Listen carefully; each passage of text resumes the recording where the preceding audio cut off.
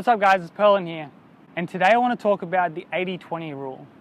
So the 80-20 rule, which is also known as the Pareto's principle, was first talked about by Pareto back in 1895, and he figured out that 80% of the wealth belongs to 20% of the people. And this principle has been applied over the years to everything. So 20% of the tasks that you need to get done result in 80% of the results that you see in your life.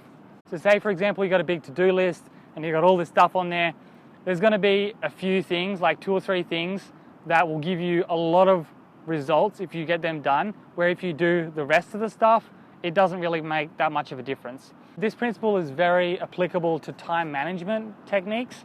So if you have a list of things to do, most people will procrastinate on the top 20% of things that they need to get done, the top 1 or 2 items, and they just focus on the easier, smaller things that they need to do, so they can start smashing some of the stuff off the list. And they're like, yeah, I've done half the list, but really it doesn't make much difference because those things they have done aren't that important.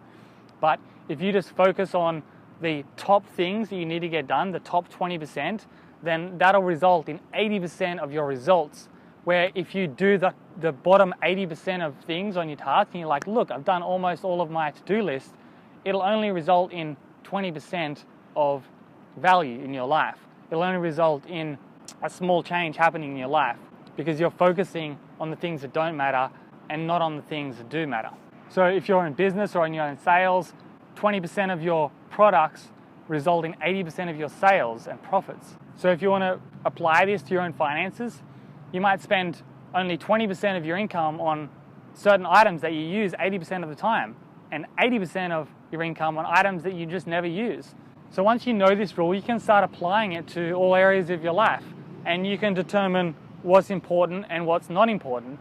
And it might take the same amount of time to do an item that's in the lower 80% to an item that's in the top 20%, but the value will be 10 times higher for you to do the most important thing rather than to the other thing, even though they take the same amount of time to do.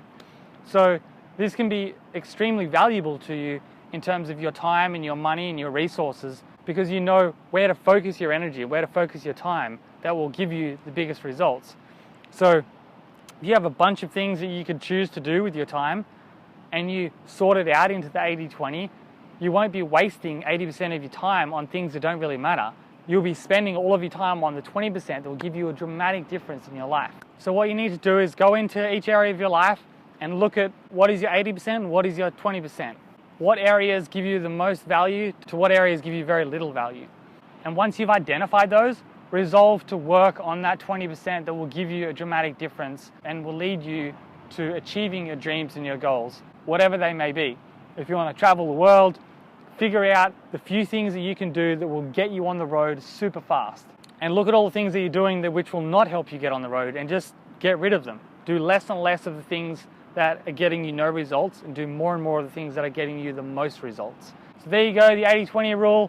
It's been around forever. It's still in wide use because it's just such an easy rule to apply to every area of your life, and it's extremely powerful if you apply it. So I first heard about this idea from Brian Tracy, who wrote Eat That Frog. You can check out this book here, and you can learn where I go into more detail about the book and other things that can help you with your time management, life management, and achieving your dreams. Perlin here, signing out for now. Till next time, bye.